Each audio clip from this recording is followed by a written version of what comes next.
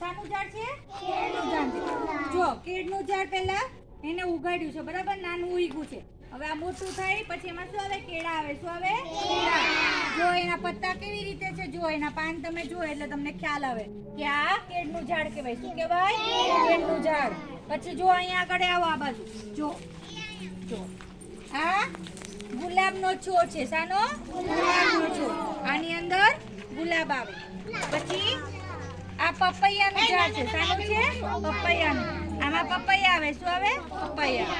પછી જો અહીંયા આ બાજુ આવો, જો આ તુલસી માતા છે. શું છે? તુલસી માતા છે. આપણે શરદી કેવું, આને ઔષધિ પણ કહેવાય. શું કહેવાય? ઔષધિ. આની અંદર તમને તુલસી માતા છે. આપણે શરદી થઈ હોય ને તો તમે જો એને ઉકાળામાં તુલસીના પાન નાખીને પીવો તો તમને શરદી મટી જાય. જો એને માંજર કહેવાય. આ શું કહેવાય? માંજર. પછી એની અંદર જો દૂધીનો વેલો છે. શાનો વેલો છે? દૂધીનો વેલો છે. પછી જો પપૈયાનું ઝાડ છે, વડકા ઝાડ છે, કેળાનું ઝાડ છે, લીંબુનું ઝાડ છે. જો તમને બધાને હવે પિકનિકમાં મજા આવી ને છોકરાઓ?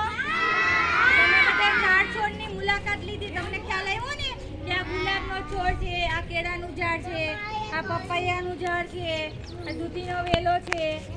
ચલો ચલો હવે બધા